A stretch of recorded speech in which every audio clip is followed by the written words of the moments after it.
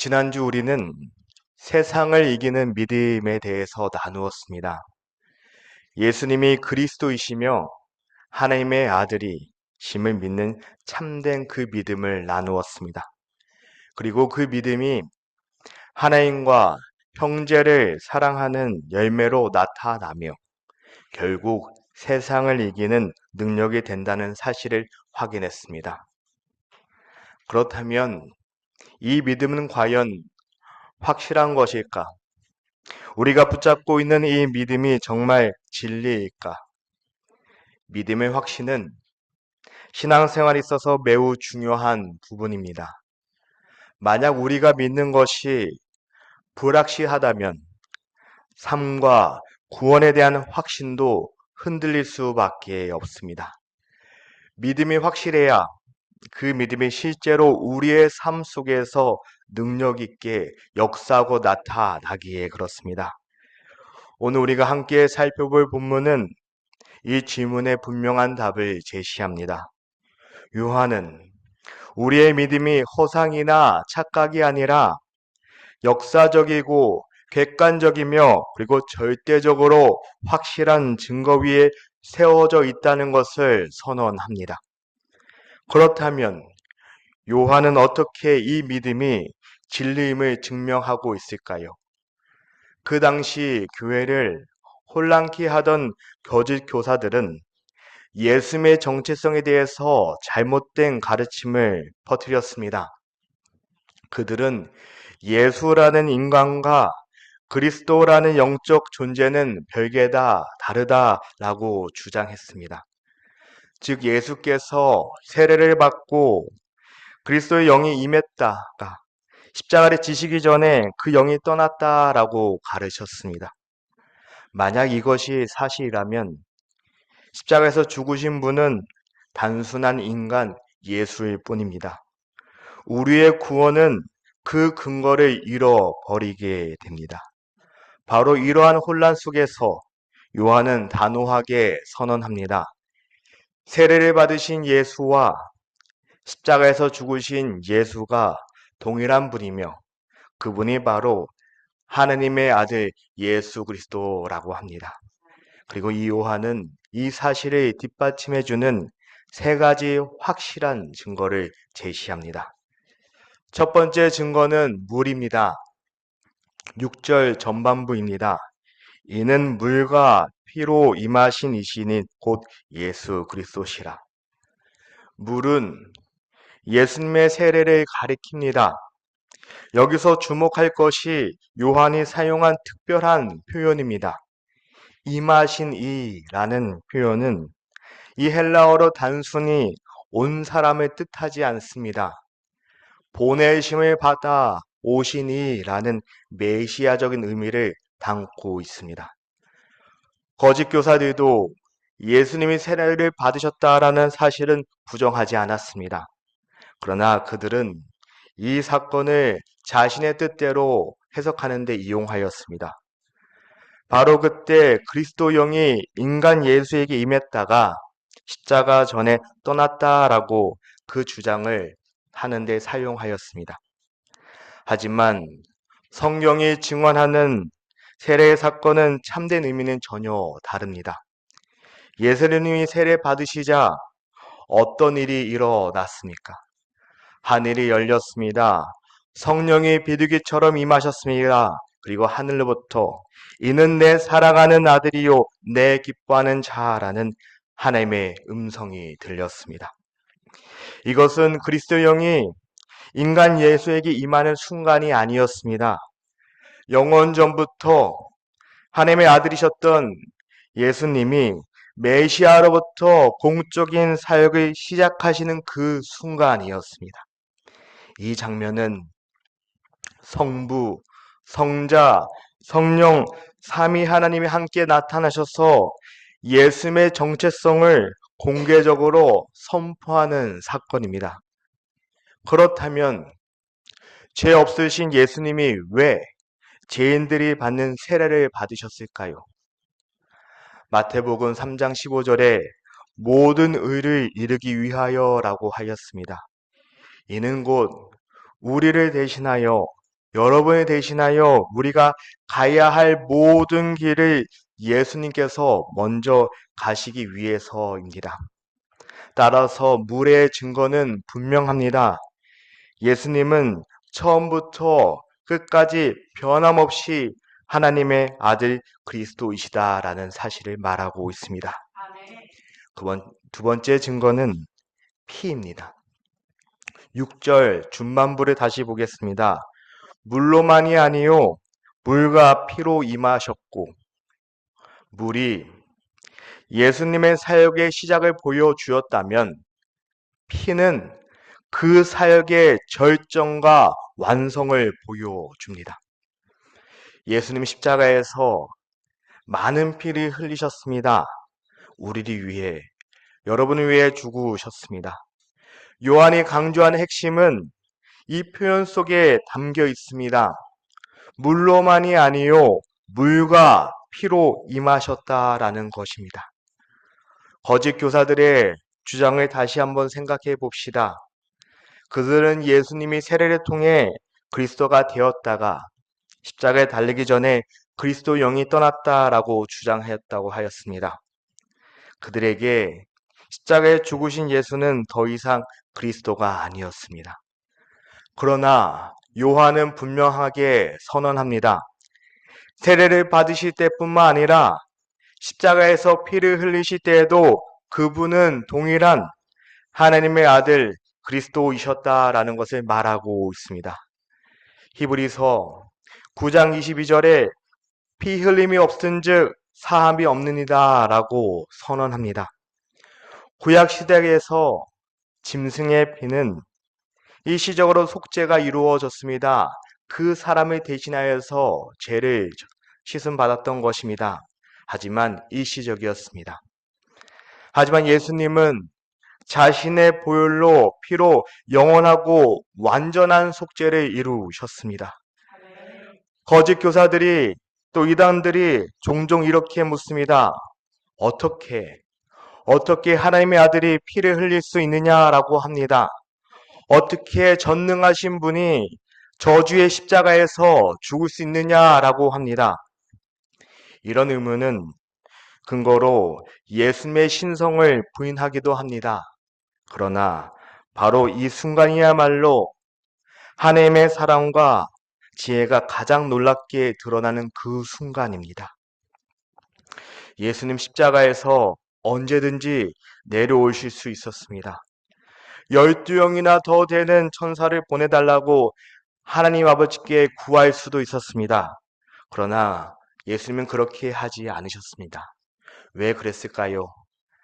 하나님 아버지의 뜻에 순종하고 우리를 구원하기 위해서였습니다. 진정한 능력자는 쓸데없이 능력을 과시하지 않습니다. 모든 것을 가진 부모는 자녀를 사랑하여서 스스로 저두듯이 예수님은 우리를 사랑하시고 능력을 사용하지 않고 십자가의 고통을 순종하며 감당하셨습니다. 이것이 바로 하나님의 사랑입니다.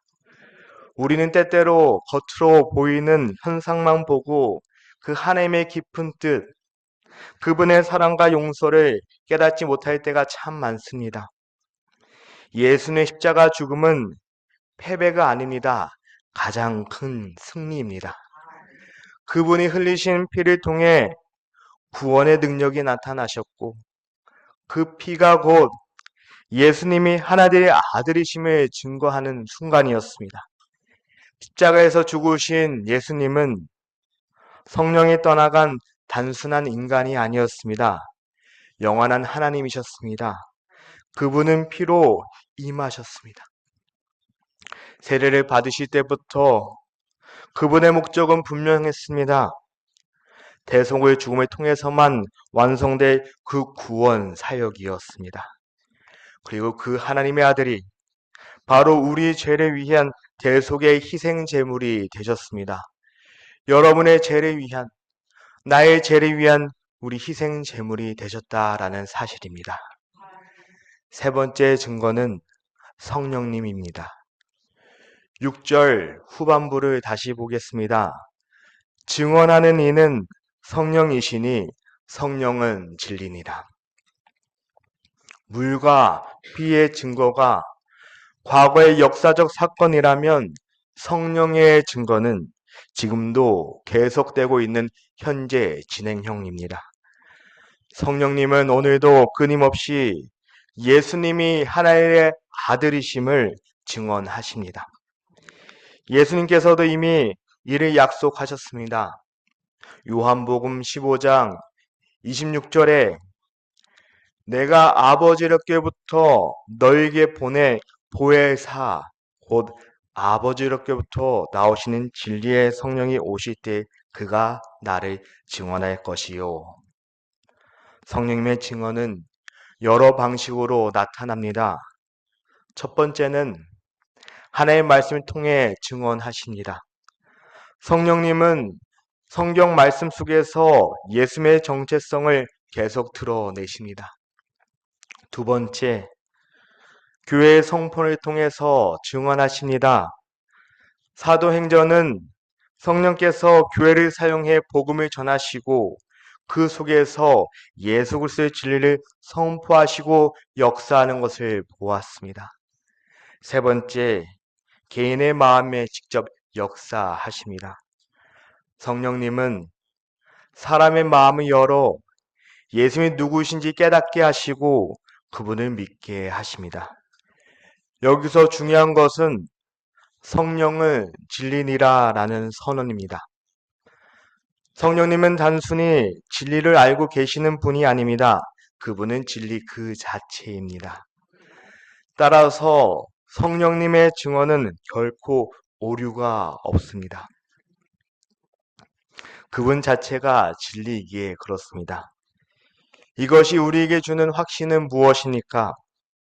우리가 예수님을 그리스도로 하나님의 아들로 믿는 것은 진리이신 성령님께서 우리의 마음에 심어주신 확신과 대단한 진리라는 사실입니다. 오늘날에도 성령님은 동일하게 역사하십니다. 누군가가 예수님을 믿게 되는 것은 무엇 때문일까요? 누군가의 설득이나 감정적인 반응의 결과가 아닙니다. 성령님께서 그 마음속 깊이 역사하셔서 예수님이 누구신지 깨닫게 하시는 결과입니다. 그리고 그분은 그리스도를 믿고 따르는 모든 사람들을 점점 더 예수님을 닮아가는 삶을 살아가도록 이 땅에 살아가도록 우리를 빚어가십니다. 하나님의 영은 지금도 하나님의 말씀을 사용하셔서 새로운 생명을 낳고 하나님의 자녀들을 세워 가십니다. 성령의 증거는 이렇게 지금도 살아 계셔서 역사하십니다. 그분의 말씀과 교회의 선포 그리고 개인의 마음속의 역사하심을 통해서 예수님이 하나님의 아들이심을 계속해서 선포하고 계십니다. 이제 요한은 이 세 가지 증거가 어떻게 하나로 합쳐지는지 말하고 있습니다. 7절과 8절입니다. 증언하는 이가 셋이니 성령과 물과 피라. 또한 이 색은 합하여 하나이니라. 법정에서 가장 강력한 증거는 무엇일까요? 아마도 여러 증인들이 일치되게 말하는 증언인 듯 합니다. 한 번도 가본 적은 없지만 그렇지 않을까 싶습니다. 그래서 구약 율법에서도 두세 증인의 입으로 말마다 확정하라고 규정합니다. 두세 사람이 같은 말을 하면 그것이 맞다라고 말하였습니다. 그런데 여기에는 세 가지 완벽한 증거가 있습니다. 그리고 이 세 가지 증거는 모두 동일하게 한 가지 사실을 증언합니다. 예수님이 하나님의 아들 그리스도이시다는 그 사실 말입니다.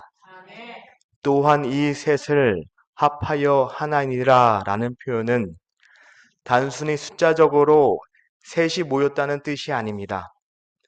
세 증거가 본질적으로 하나의 진리를 향해 가고 있다는 것을 의미합니다. 물의 증거는 예수님이 처음부터 하나님의 아들이셨음을, 피의 증거는 예수님이 끝까지 하나님의 아들이셨음을, 그리고 성령의 증거는 그 진리가 지금도 변함없이 참되다는 것을 보여주고 있습니다. 이 세 증거는 또한 성삼위 하나님의 완전한 사역을 드러내기도 합니다. 성부께서, 하나님의 아버지께서 세례 때 음성으로 증언하셨습니다. 성자 예수님께서는 십자가에서 자신의 몸으로 증언하셨습니다. 그리고 성령님께서는 지금도 계속해서 증언하고 계십니다.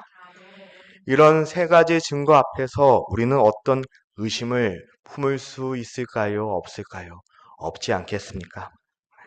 만약에 법정에서도 이런 증언이 주어진다면 의심한 여지 없이 판사는 쿵쿵쿵 하면서 판결을 내릴 듯 합니다. 하물며 하나님께서 주신 증거면 어떡하겠습니까? 하나님께서 우리에게 주신 수많은 말씀 가운데 가장 중요한 핵심은 한 가지입니다. 예수 그리스도를 바라보라. 우리가 믿음의 길을 걸을 때 하나님께서 주신 해답은 언제나 동일합니다. 예수님을 바라보고 깊이 묵상하라. 그리고 요한은 이렇게 말합니다. 10절입니다. 하나님의 아들을 믿는 자는 자기의 증거가 있고 하나님 믿지 아니하는 자는 하나님의 거짓말하는 자로 만드나니 이는 하나님께서 그 아들에 대하여 증언하신 증거를 믿지 아니하였습니다. 예수님을 믿는 자는 마음 안에 내적 확신이 있습니다. 이것은 성령님께서 주시는 증거입니다. 그래서 바울은 로마서 8장 16절에 성령이 친히 우리의 영과 더불어 우리가 하나님의 자녀인 것을 증언하시느니 라고 말했습니다. 반대로 예수님을 거부하는 것은 하나님의 거짓말쟁이로 만드는 심각한 죄라고 합니다. 하나님의 증언을 불신하는 것은 하나님이 더 이상 하나님이 아니다라고 말하는 것과 동일합니다. 물론 여기서 주의할 점이 있습니다. 우리의 구원의 근거는 결코 우리의 체험이나 감정이 아니어야 합니다. 구원의 근거는 오직 예수 그리스도에 대한 믿음이어야 합니다. 우리의 내적 확신은 이 믿음을 성령께서 확증해 주시는 것이지 그것이 구원의 조건이 아닙니다. 요한은 마지막으로 하나님의 궁극적인 증거를 밝히고 있습니다. 11절입니다. 함께 읽겠습니다. 또 증거는 이것이니 하나님이 우리에게 영생을 주신 것과 이 생명이 그의 아들 안에 영생이라는 것은 단순히 죽지 않는 것이 아닙니다. 영생은 하나님의 생명, 곧 하나님과 교제하며 하나님을 알아가는 것입니다. 예수님도 요한복음 17장 3절에 영생은 곧 유일하신 참 하나님과 그가 보낸 자 예수 그리스도를 아는 것이라 라고 말씀하셨습니다. 영생은 먼 미래에만 주어지는 것이 아니라 지금 예수를 믿는 모든 자에게 이미 주어지고 있다라고 말하고 있습니다. 예수님이 이렇게 약속하셨습니다. 요한복음 11장 25절에서부터 26절에 나는 부활이요 생명이니 나를 믿는 자는 죽어도 살겠고 무릇 살아서 나를 믿는 자는 영원히 죽지 아니하니라. 또 요한복음 10장 28절에 내가 그들에게 영생을 주노니 영원히 멸망하지 아니할 것이요 또 그들을 내 손에서 빼앗을 자가 없느니라. 그래서 요한은 이렇게 결론 짓습니다. 12절입니다. 아들이 있는 자에게는 생명이 있고 하나님의 아들이 없는 자에는 생명이 없느니라. 이 말씀은 매우 단호하고 하지만 분명합니다. 예수님을 믿는 자는 생명을 가질 것이고 믿지 아니하는 자는 생명이 없다라는 것입니다. 이것은 선택의 문제가 아닙니다. 영원한 생명과 죽음이 걸린 절대적인 문제입니다.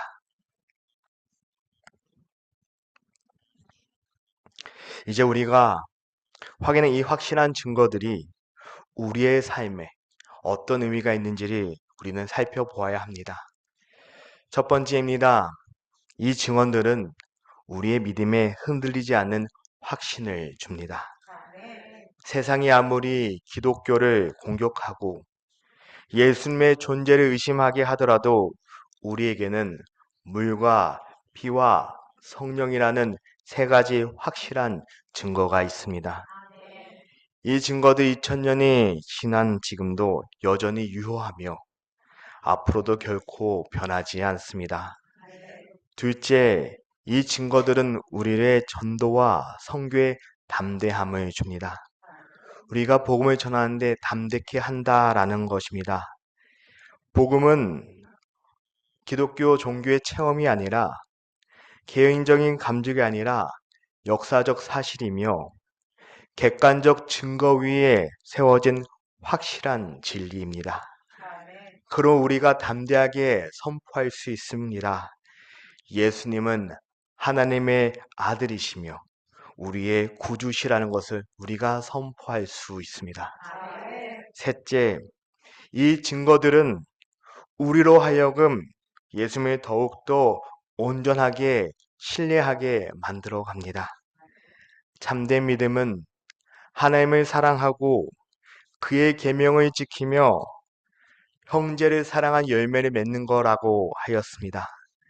이 믿음의 열매들이 확실한 증거 위에 세워질 때 우리는 흔들림 없이 순종의 길을 걸어갈 수 있습니다. 마지막으로 이 증거들은 우리에게 영생의 확신을 줍니다. 예수 그리스도를 소유하는 자는 생명을 소유한 자가 된다라고 하였습니다. 이것은 단지 미래의 소망이 아니라 지금 여기서 예수님과 동행하는 그 삶을 말하고 있습니다. 우리는 이미 하나님의 생명 안에 살아가고 있습니다. 사랑하는 성도 여러분, 오늘 우리는 이 믿음이 얼마나 견고한 기초 위에 세워졌는지를 확인해 보았습니다. 물의 증거를 통해 예수님이 영원전부터 하나님의 아들이셨으며 세례를 통해 모든 사람에게 공적으로 나타나는 것을 보았습니다. 피의 증거를 통해서 십자가에 죽으신 예수님이 여전히 하나님의 아들 그리스도이시며 그분의 죽음이 우리의 완전한 구원을 이루어셨음을 우리는 확인하였습니다. 성령의 증거를 통해 진리이신 성령님께서 지금도 계속해서 예수님이 하나님의 아들이심을 증언하고 계심을 확인했습니다. 이 세 증거는 완벽하게 일치하여 한 가지 진리를 선포합니다. 그것은 바로 예수님이 하나님의 아들이시며 그리스도이시다라는 사실입니다. 그리고 하나님께서는 이 진리를 통해 우리에게 영생을 주셨습니다. 이 생명은 오직 예수 그리스도 안에 있는 사람만이, 그분을 소유하는 자만이 얻을 수 있다라고 하였습니다. 그러므로 중요한 것은 우리가 이 확실한 증거를 어떻게 받아들이냐인 듯 합니다. 하나님께서 자신의 신실하심을 걸고 이 증거들을 주셨습니다. 이를 믿고 받아들이면 영생을 얻지만 거부하면 하나님을 거짓말쟁이로 만드는 심각한 죄를 범한다고 하였습니다. 그렇기에 감히 여쭤봅니다. 혹시 이 자리에 계신 분들 중에 아직 예수 그리스도를 구주로 영접하지 못한 분이 계십니까? 더 이상 미루지 않기를 바랍니다. 아직은 아닌 것 같다고 교회 문지방만 넘어다니는 것이 아니라 이제는 더 확실한 증거를 찾는 것이 아니라 이미 이 증거로 충분하지 않겠습니까? 그렇기에 감히 도전드립니다. 오늘 그분의 마음 가운데 예수 그리스도가 나의 구원자인 것을 고백하는 시간이 되기를 간절히 바랍니다. 아멘. 이미 예수님을 나의 삶의 구주로 영접하신 분들이라면, 이 확신한 증거들을 보았다면 여러분의 믿음은 더욱 담대해져야 합니다. 아멘. 여러분의 삶 가운데 증인으로서 삶을 살아가야 합니다. 누가 여러분을 봤을 때 교회 다니냐고 놀란다면 그것은 어떤 의미일까요? 우리 안에 예수 그리스도의 모습이, 그 사랑이 흘러나오길 바랍니다. 아멘. 아, 역시 교회 다니시는 분이라 다르시군요. 그런 말 듣는 얼마나 좋겠습니까? 아멘. 우리가 오늘 확인한 이 진리가 이 땅에서 살아가면서 여러분 삶 가운데 흔들리지 않는 믿음의 반석이 되었으면 좋겠습니다. 그리고 그 반석 위에 굳게 서서 하나님 오시는 그날까지 믿음 생활 잘하고 신앙 생활 잘하고 우리 안에 메마르지 않는 하나님의 사랑이 흘러 넘치는 믿음의 사람이 되시길 주님으로 축복하여 드립니다. 아멘. 기도하겠습니다.